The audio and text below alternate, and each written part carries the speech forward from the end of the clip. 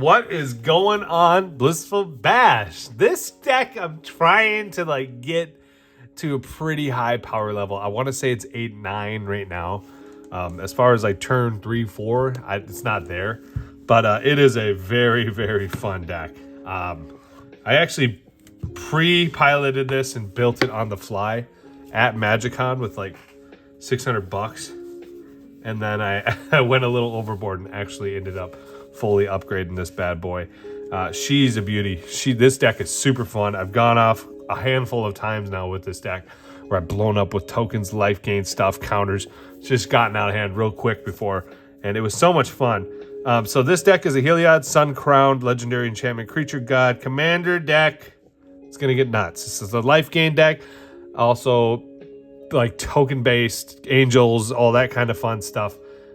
Main thing with this deck is I'm able to get a lot out pretty quick and do a lot of damage. Yeah, so let's go ahead. Heliod Sun-Crowned is the commander. The commander before this was a serialized Daxos Blessed by the Sun, just because it was a 2-drop and it had a lot of effects that I needed with that card, and it was super easy to get out, super quick. But I figured this card is a little bit better, in my opinion, than Daxos. So even though I had the beautiful serialized card as my commander, it is still in the deck, but it is no longer my commander. So Heliod took the crown, quite literally. We're going to go through this deck, okay? We've got Stoneforge Mystic. Absolute beautiful card. You're going to want to see why we need that card in here. We have some cards that can be replaced. Not this one, though. This guy is whenever you cast an aura, equipment, or vehicle spell, draw a card. We got a ton of equipment cards you'll see in here. This is one of those cards that I'm like, it's probably go. I don't do any mutate in there, but it is lifelink, and whenever this creature mutates, create 2 white 1/1 white creature tokens. So I don't really need that. I just want it for the lifelink, and it's a 3/5. This is something that can go and be replaced. I think I'm gonna throw it in with that. That's like it's a white creature where it has angel spells you cast cost 2 less to cast. Either that or shall I don't know. That is one thing that will be replaced, just not this very moment. Mondrak, Glory, Dominus. This is where we're gonna get out of hand with the tokens. Then we got our beautiful serialized Daxos, Blessed by the Sun. Absolutely love this card. Charming Prince. When Charming Prince enters the battlefield, choose 1, scry 2, you gain 3 life, exile another target creature you own, return it to the battlefield under your control at the beginning of the next end step.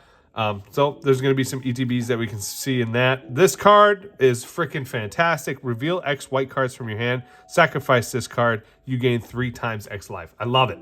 The first time I saw this card was in Ultimate Masters. It was fantastic. Sword of Feast and Famine. Here's some those equip cards. We do have Grand Abolisher in here because you have to have something like beastly like that. Plus the Secret Lair on this was stupid not to buy. Urza Saga, Archon of Sun's Grace, Pegasus creatures you control have lifelink. Not a lot of synergy of this with the deck, other than that it's a flying lifelink, and whenever an enchantment enters the battlefield under my control, create a 2/2 white Pegasus creature token with flying. So it can add up, like, because we have a lot of things that double tokens in this deck, plus they'll have flying. So something that I kept in here. Players can't get counters. Counters can't be put on artifact, creatures, enchantments, or land. This is something I might throw out there if things are getting out of hand across the board. Cartographer's Hawk. This is probably something that could probably leave. It is a 2 for a 2/1 flying, but whenever it deals damage to somebody with more lands than me, I can basically get a plains card, put it onto the battlefield tapped. So it's pretty nice for helping ramp up the mana. But yeah, Solitude. It's like a force of will for white. Gotta have it. Now we get into this beautiful card that I actually just won. It is a real Soul Ring masterpiece. I remember, guys, I had a fake one that I got scammed. This is a real one. Much more shinier. No weird black spots between the symbols connecting there. Yes, I already tested it. It is a beautiful Soul Ring. Yeah. So there's that in the deck. Doesn't need to be in the deck. It's just a nice little bling. Kind of goes with the feel of the deck, in my opinion. Bishop of Wings. Gotta love it. We have a lot of angels in this deck. Whenever an opponent plays a spell, that player sacrifices a permanent unless he or she pays 1. That card is just stupid. Boonbringer Valkyrie. Backup 1. Flying First Strike. Lifelink. Not terrible. Then we got our Mana Crypt. Then we have a heavily played Grim Monolith. So we got another Grim Monolith in this deck. Ellis Norn, Grandson of Bite. Come on now.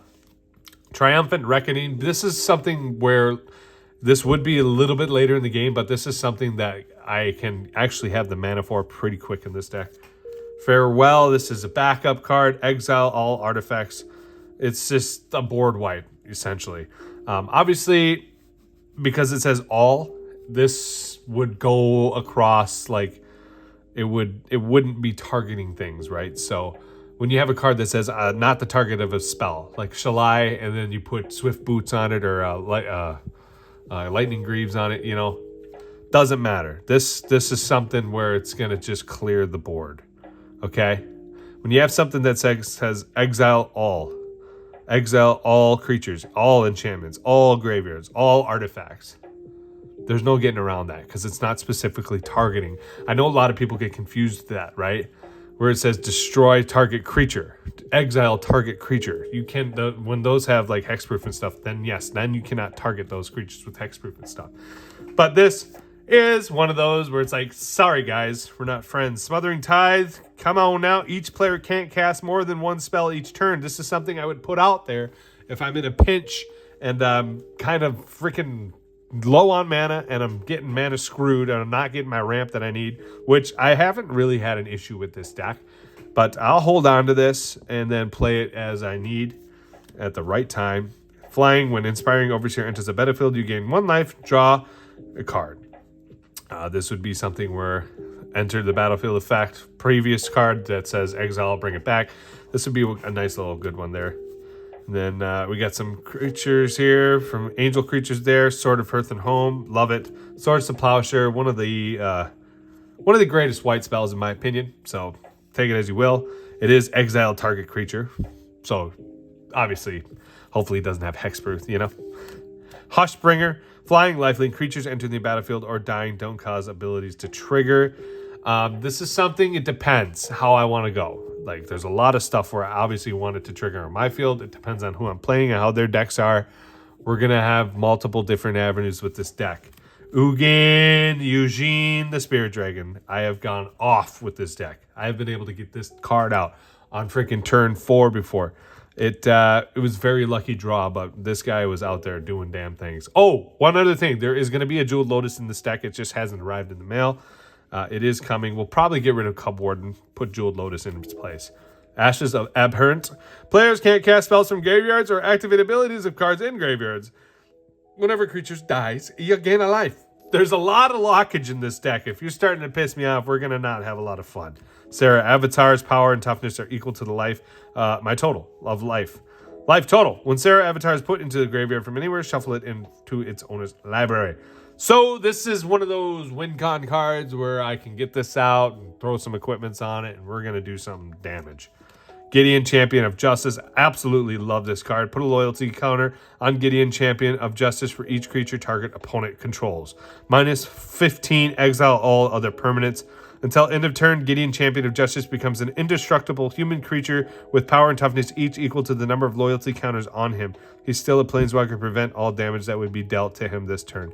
This card has won me the game 3 times now. This card is disgusting. Dumb. Sword of Forge and Frontier. Sword of Light and Shadow. Ejani, Adversary of Tyrants. Love this card. Gideon Blackblade. Super cheap card. Super effective in my opinion. It was up there in price for a little bit. I want to say this card was like $19 at one point. Very, very undervalued in my opinion. I love it. Lenvala, Keeper of Silence. Activated abilities of creatures your opponents control can't be activated. Get dumb with it, dude. Ho, ho, ho. Sunblast Angel. When he enters the battlefield, destroy all tapped creatures. Stupid. Only if this thing had flash, right?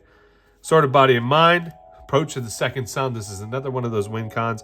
It's a tough one, but it can happen, especially if you have a ton of draw ramp, right? And you get that out there, enters the battlefield. Okay, so Approach to the Second Sun was cast from your hand, and you've cast another spell named. So if you cast this twice, essentially in the same game, you win the game. Otherwise, put Approach to the Second Sun into its owner's library, 7th from the top, and you gain 7 life. There's a lot of stuff in here that allows me to get some draws, okay? So don't worry, we're going to get that. Exile target artifact or enchantment. If you cast this spell during your main phase, you may exile up to 1 other target artifact or enchantment. Love that card. Loyal Warhound. When Loyal Warhound enters the battlefield, if an opponent controls more lands than you, search your library for a basic Plains card, put it on the battlefield tapped. I love it. Gilded Lotus. Add 3 mana of any one color.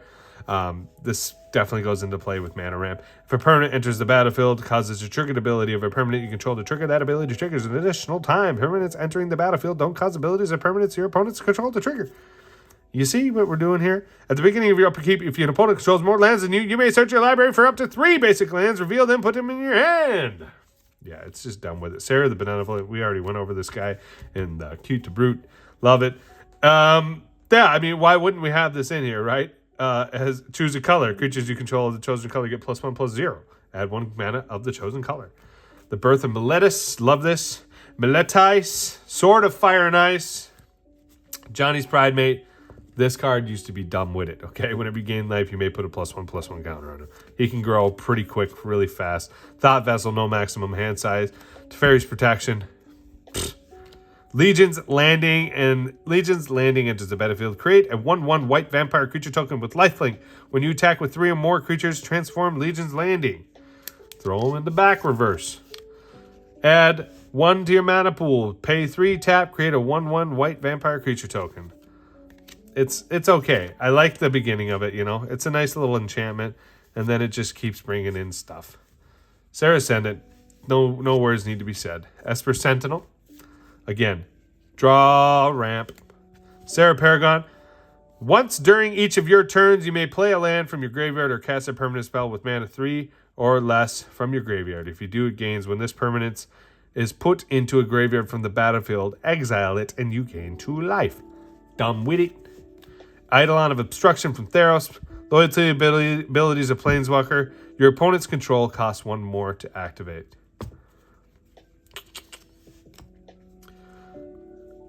That actually probably I can get rid of. Loyalty abilities of Planeswalkers. Your opponent's control cost 1 more to activate. I don't know if we're going to actually keep that in there. It's first strike. It's okay. If I can get some equipments on there. That could also be something that I would take out for the Jeweled Lotus.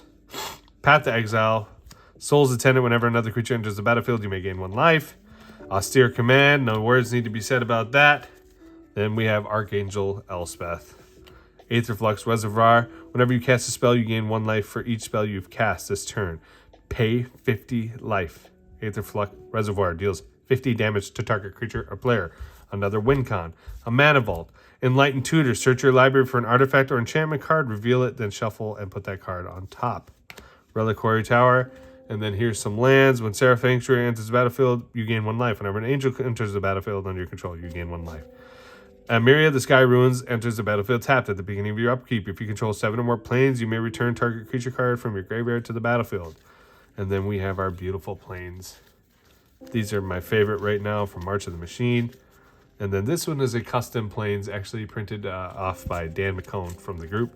Love it. If you control 2 or more other lands, Cave of the Frost Dragon enters the battlefield tap. Cave of the Frost Dragon becomes a 3/4 white dragon creature token with flying until the end of the turn. Is still a land. I guess I don't really know why I put that in there. Suppose because it's add a planes and it does something other than what it's supposed to do. I do like lands that can have stuff like that as an effect in a pinch. Put a charge counter on Throne of Bikindi. Remove a charge counter from Throne of Bikindi. Add 2 mana of any one color. This is one of those things where it can get kind of rampy with that. Wasteland and then other planes. So let me know what you guys think of this deck. Would you play this deck? Is this something that you've actually maybe never seen before, quite literally? Like something along the lines of what we have going on as far as like, are you thinking, wow, what the hell is BlissfulBash doing over there making these decks? Like, what is this deck's purpose? I don't get it. To me, this deck is a lot of fun. It is a higher power deck in my opinion. I've play tested it and piloted quite a bit now. And we have done some major damage with this deck. We've gone off a few times now. And it is a lot of fun, guys. Let me tell you, it is one of my favorite decks that I own right now. From Cute to Brute and this, they're kind of up there as far as the fun aspect of everything. So anyways, that being said, please leave a like, comment on this video. what you think of this deck. Is there something that you would add given what you've seen as far as the rhythm going with this deck? Would you be like, dude, okay, I see what you're doing there, Bash, and I think you should really throw this in that deck. Like that Angel you were talking about that makes it cost 2 less. Like, duh! Yeah, I should probably get that. So we might get rid of the Eidolon Soldier and then the Cub Warden, put a Jeweled Lotus in there. Put I would have to figure out the creature's name, but that creature oh, God. I'll have to ask Tom. It's in one of his decks. But yeah, anyways, leave a like on this video, comment, subscribe if you haven't already. Be sure to check the description link down below. We have links to the social medias, Patreon, and stuff like that. We do tons of giveaways. And yeah, much love, Bash fam. I hope you guys are enjoying these Commander deck tech videos that I do and kind of show you what I'm playing with and kind of give you a vibe of what kind of person I am when it comes to the game. So yeah, we've seen a lot of decks on this channel now. Crazy, stupid decks. So we have a lot of fun with it. And sure, yeah, we spend a lot of money. This obviously can be cheaper. I obviously threw a Grim Monolith, Mana Vault, you know. There's going to be a Jeweled Lotus in here, Mana Crypt, and stuff like that. That all adds a big price tag. Obviously, you don't need a serialized card in here. But yeah, you could have a lot of fun with this deck for fairly cheap. You could throw like a Mind Stone in there and some other little mana rocks that are not super expensive and still have a hell of a lot of fun with this deck. So as far as budget-wise, yes, you could take out a handful of the cards and throw in some other cards in its place for less money, obviously. And it would be a fairly cheap deck. It's all one colored land, which is nice. Wasteland, yeah, it's up there in price. There's some of the land cards in here that are a little more expensive. But as far as like when it comes to the actual pricing and stuff, if you want to get everything basic as basic can be, and just all plains, lands, that you'll have a lot of fun with this deck, okay? It's so much fun. So thanks for tuning in. Stay groovy. Stay safe out there, Bash Fam. We'll see you on Facebook. If you're not on there, join it. We're having a lot of fun over there, okay? We're going to have some crazy times with Lord of the Rings when that stuff comes out. We're going to have crazy box breaks, some giveaways, some stuff for the patrons. It's going to be a freaking wild ride in June. Much love. Peace.